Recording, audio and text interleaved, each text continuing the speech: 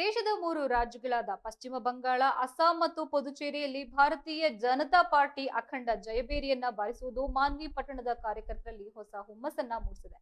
ಇನ್ನು ಪಟ್ಟಣದ ಪ್ರಮುಖ ಕೇಂದ್ರವಾದ ಬಸಪ್ಪ ವೃತ್ತದಲ್ಲಿ ಜಮಾಯಿಸಿದ ಬಿಜೆಪಿ ಮುಖಂಡರು ಹಾಗೂ ಕಾರ್ಯಕರ್ತರು ಪಟಾಕಿಯನ್ನ ಸಿಡಿಸಿ ಸಿಹಿ ಹಂಚಿ ವಿಜಯವನ್ನ ಸಡಗರದಿಂದ ಆಚರಿಸ್ತಾ ಇದ್ದಾರೆ. ವಿಜಯೋತ್ಸವದಲ್ಲಿ ಮಾತನಾಡಿದ ವಕೀಲ ವೀರನಗೌಡ ಪೋತ್ನಾಳ್ ಅವರು ದೇಶದ 3 ರಾಜ್ಯಗಳಲ್ಲಿ ಬಿಜೆಪಿಗೆ ಸಿಕ್ಕಿರುವ ಈ ಗೆಲುವು ನಮ್ಮ ಪಕ್ಷದ ಬಲವನ್ನ ತೋರಿಸ್ತಾ ಇದೆ.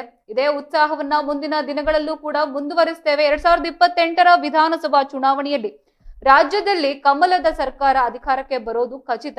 ಅಷ್ಟೇ ಅಲ್ಲದೆ ಮಾನ್ವಿ ಕ್ಷೇತ್ರದಲ್ಲೂ ಕೂಡ ಕಮಲ ಅರಳಲಿದೆ ಹೀಗಂತ ಭವಿಷ್ಯ ಕೂಡ ನುಡಿದ್ರು. ಇನ್ನು ಬಿಜೆಪಿ ಮಾನ್ವಿ ಮಂಡಲದ ಮಾಜಿ ಅಧ್ಯಕ್ಷ ಜೆ ಸುಧಾಕರ್ ಅವರು ಈ ಗೆಲುವನ್ನ ಆಡಳಿತ ಸುಧಾರಣೆಯ ಪರ್ವ ಎಂದು ಬಣ್ಣಿಸ್ತಾ ಇದ್ರೆ.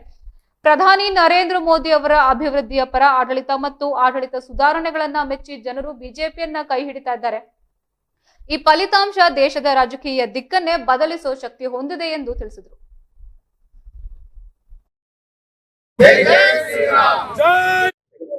ಭಾರತ ದೇಶದ ಪಶ್ಚಿಮ ಬಂಗಾಳದಲ್ಲಿ ಕಳೆದ 15 ವರ್ಷಗಳಿಂದ ಗೂಂಡಾರಾಜ್ ಆಡಳಿತ ನಡೆಸುತ್ತಿರುವ ಮಮತಾ ಬ್ಯಾನರ್ಜಿ ಅವರ ಆಡಳಿತ ಇವತ್ತು ನರೇಂದ್ರ ಮೋದಿ ಅವರ ಶಕ್ತಿಯಿಂದ ಸಂಪೂರ್ಣವಾಗಿ ಕೊನೆಗೊಂಡಿದ್ದು. ಇವತ್ತು ಪಶ್ಚಿಮ ಬಂಗಾಳದ ಜನತೆ ನಿಟ್ಟುಸಿರು ಬಿಟ್ಟು ಒಂದು ಜೀವನ ಮಾಡುವಂತ ಒಂದು ಅವಕಾಶ ಇವತ್ತಿಂದ ಪ್ರಾರಂಭ ಆಗ್ತಾ ಇದೆ.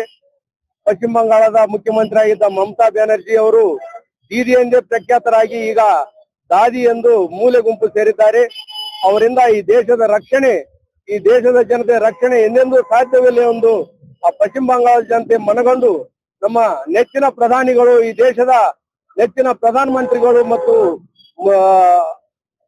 ಗೃಹ ಸಚಿವರಾದ ಅಮಿತ್ ಶಾ ಇವರನ್ನು ನಂಬಿ ಆ ಪಶ್ಚಿಮ ಬಂಗಾಳದ ಮತದಾರರೆಲ್ಲರೂ ಕೂಡ ಅಭೂತಪೂರ್ವ ಜಯ ತಂದುಕೊಟ್ಟಂತಹ ಒಂದು ಮತದಾರರಿಗೆ ನಾವೆಲ್ಲರೂ ಕೂಡ ಇವತ್ತು ಕೃತಜ್ಞತೆಗಳು, ಧನ್ಯವಾದಗಳು ಸಲ್ಲಿಸಬೇಕು. ಅದೇ ರೀತಿಯಾಗಿ ನರೇಂದ್ರ ಮೋದಿ ಅವರ ಶ್ರಮ, ನರೇಂದ್ರ ಮೋದಿ ಅವರ ಅಭಿವೃದ್ಧಿ, ನರೇಂದ್ರ ಮೋದಿ ಅವರ ಭರವಸೆಗಳನ್ನು ಇವತ್ತು ಆ ಪಶ್ಚಿಮ ಬಂಗಾಳದ ಜನತೆ ಒಂದು ಅರಿತುಕೊಂಡು ಅವರೆಲ್ಲರೂ ಕೂಡ ನಂಬಿ ಇವತ್ತು ಭಾರತೀಯ ಜನತಾ ಪಕ್ಷಕ್ಕೆ ಅಧಿಕಾರ ತಂದು ಕೊಡಲಿ ಸಫಲರಾಗಿದ್ದಾರೆ. ಇವತ್ತು ಈ ಗೂಂಡಾರಾಜ್ ಅಂತ್ಯಗೊಳ್ಳದೇ ಇದ್ದರೆ ಇಡೀ ದೇಶಕ್ಕೆ ಒಂದು ಪಸರಿಸುತ್ತಾ ಇತ್ತು. ಆ ಗೂಂಡಾರಾಜನ್ನು ಇಲ್ಲಿಗೆ ಮುರಿದು ಹಾಕಿದ್ದು ನರೇಂದ್ರ ಮೋದಿ ಅವರ ಒಂದು ಶಕ್ತಿಯಿಂದ, ಯುಕ್ತಿಯಿಂದ ಅಂತೇಳಿ ನಾವು ಇವತ್ತು ಹೇಳಲಿಕ್ಕೆ ಇಚ್ಛೆ ಪಡ್ತೇವೆ. ಭಾರತೀಯ ಜನತಾ ಪಾರ್ಟಿ ಎಂದೆಂದೂ ಕೂಡ ಈ ದೇಶದಲ್ಲಿ ಶಾಂತಿಯನ್ನು ರಾಜ್ಯಗಳ ಚುನಾವಣೆಯ ಮಹತ್ವ ಇವತ್ತು ಬಹಳವಾಗಿದೆ. ಇಡೀ ಭಾರತ ದೇಶದ ಚುನಾವಣೆ ವ್ಯವಸ್ಥೆಯಲ್ಲಿ ಪಶ್ಚಿಮ ಬಂಗಾಳದಲ್ಲಿ ಇವತ್ತು ಅಭೂತಪೂರ್ವವಾದಂತ ಏನು ಗೆಲುವನ್ನ ಕಂಡಿದೆ ಭಾರತೀಯ ಜನತಾ ಪಕ್ಷ.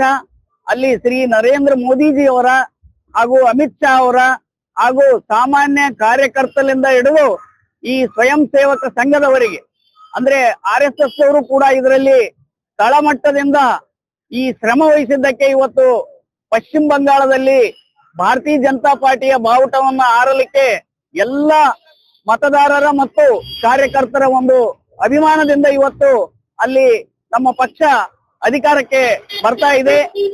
2 ದಿನಗಳ ಹಿಂದೆ ಬಾಂಗ್ಲಾದೇಶದ ಒಬ್ಬ ಸಂಸದ ಹೇಳ್ತಾನೆ, ಅವರ ಒಂದು ವಿಧಾನಸಭೆಯಲ್ಲಿ ಈ ರೀತಿಯಾಗಿ ಮುಂದೆ ಪಶ್ಚಿಮ ಬಂಗಾಳದಲ್ಲಿ ಭಾರತೀಯ ಜನತಾ ಪಕ್ಷ ಅಧಿಕಾರಕ್ಕೆ ಬಂದ್ರೆ ನಮ್ಮ ದೇಶಕ್ಕೆ ಉಳಿಗಾಲ ಇಲ್ಲ ಅನ್ನತಕ್ಕಂತ ಮಾತನ್ನ ಒಬ್ಬ ಸಂಸದ ಹೇಳ್ತಾನೆ.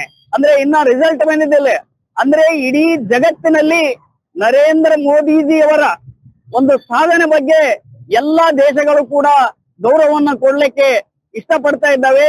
ಈ ಯುದ್ಧದ ಸಮಯದಲ್ಲಿಯೂ ಕೂಡ ಅವರು ದೇಶದ ಆರ್ಥಿಕ ಪ್ರಗತಿಯನ್ನ ಸಾಧಿಸುವುದರ ಜೊತೆಗೆ ಅವರು ಈ ಒಂದು ಚುನಾವಣಾ ಕಾರ್ಯದಲ್ಲಿ ಕೂಡ ಯಶಸ್ವಿಯಾಗಿ ಅವರು ಚುನಾವಣೆಯನ್ನ ನಡೆಸಿದ್ರು. ಮತ್ತು ಅಲ್ಲಿ ಏನೈತೆ ಚುನಾವಣೆ ನಡೆಸೋದಕ್ಕೆ ಮತದಾರರ ಒಂದು ಕೇಂದ್ರಕ್ಕೆ ಬರಲು ಕೂಡ ಭಾರತೀಯ ಜನತಾ ಪಕ್ಷದವರನ್ನ ತಡೆದ್ರು. ಆದ್ರೂ ಕೂಡ ಮುಗ್ಧ ಮತದಾರರು ಇವತ್ತು ಭಾರತೀಯ ಜನತಾ ಪಕ್ಷಕ್ಕೆ ತಮ್ಮ ಒಂದು ಅಭೂತಪೂರ್ವವನ್ನ ಬೆಂಬಲ ನೀಡಿದ್ದಕ್ಕಾಗಿ ಅಲ್ಲಿನ ಮತದಾರರಿಗೆ, ನಮ್ಮ ಕಾರ್ಯಕರ್ತರಿಗೆ ನಾನು ಅಭಿನಂದನೆಗಳನ್ನು ಸಲ್ಲಿಸುತ್ತೇನೆ. ಅದೇ